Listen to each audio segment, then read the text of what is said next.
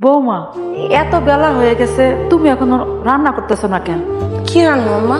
বাড়ির মধ্যে চাল নাই, ডাল নাই, তেল নাই, নুন নাই, কিছু নাই মা। আমি কি রান্না? আপনার ছেলে গেছে বাজারে, কিছু নিয়ে আসুক, তারপর রান্না বসাইতেছি, তারপর খায়েন। শিমুলের চাকরিটা চলে যাওয়ার পর থেকে এই সংসারে যে অভাব দেখা দিল, আল্লাহ জানে এই সংসার থেকে কবে অভাব অটন দূর হইব। বৌমা, আমার তো ক্ষুধায় পেটটা জ্বলতেছে। শিমুল কখন বাজার নিয়ে আসবো, তুমি কখন রান্না করবা, কখন খামো মা? আমি জানি না আম্মা, আপনি কখন খাবেন ওইটাও জানি না, আমি কখন খাবো আমি এইটাও জানি না।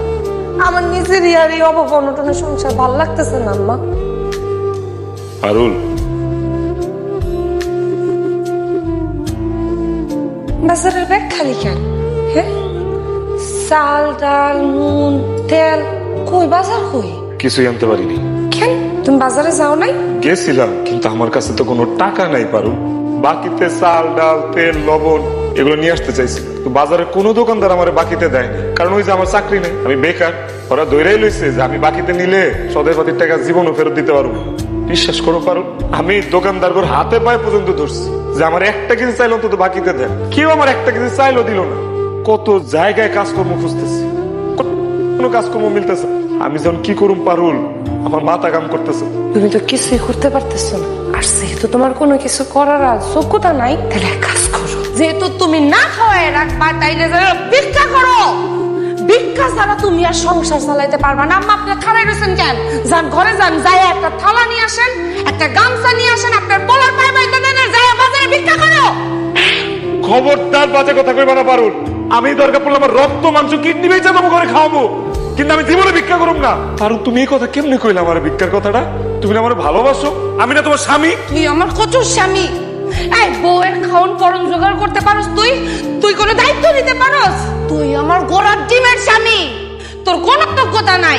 ভাতাই মা, আমার জীবনে সবচাইতে বড় ভুল হইতেছে তোরে বিয়ে করা। কি কইলা? তুমি আমারে বিয়ে করে ভুল করছো? অবশ্যই আমি ভুল করছি। কি যোগ্যতা আছে তোর তুই আমার মতো বউ রাখবি? হ্যাঁ, আমার মতো একটা শিক্ষিত সুন্দরী মায়া তোর মতো একটা অভাবী সংসার কেন করবো?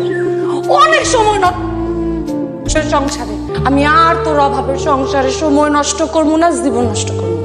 আমি এখন তোর কপালে লাথি মারি, তোর সংসারে লাথি মারি, আমি আমার বাপের বাড়ি যাবো, তুই আমার গায়ে হাত তুলস। বৌমা, ও বৌমা, আল্লাহর দোহাই লাগে, মাগো তুমি আপুলারা ছাইরা যাইও না। আমার পোলা তোমার অনেক ভালোবাসে। তুমি আমার পোলারা ছাইরা চলে গেলে আমার পোলা বাঁচবো না গো মা। আপনার পোলার ভালোবাসা দুই আর কি আমি পানি খাবো আম্মা? একটা পুরুষ মানুষ তার স্ত্রীর কোনো দায়িত্ব নিতে পারে না, সে আবার কিসের পুরুষ মানুষ? আমি এই সংসার আর করুম না আম্মা। আপনার অনেক সম্মান করি দেখে বলতেছি, আমারে যাইতে দেন, আর যদি না যেতে দেন আল্লাহর কসম আম্মা খুব খারাপ হবে। বৌমা, ও বৌমা তুমি যাইও না। বৌমা গো, মা, বৌমা তুমি যাইও না। বৌমা, বৌমা। পারুল, পারুল তুমি আমার ছেড়ে যাও না পারুল। বিশ্বাস করো, আমার এই খারাপ সময় বেশি দিন থাকবো না, সব ঠিক হয়ে যাবে। তুমি খালি লগে থাকো, আমি তোমার অনেক ভালোবাসি পারুল। তুমি যদি আমার জীবন থেকে চলে যাও, আমি কিন্তু বাঁচুম না পারুল। তুমি মইরা যাও, আমার আর কিছু যায় আসে না, কিন্তু এই অভাবের সংসার আমি আর করুম না, আর এটা আমার ফাইনাল সিদ্ধান্ত। আমি তোমার যেতে দেবো না পারুল। তুমি ব্যাগ দাও, আমার যেতে ছাড়ো।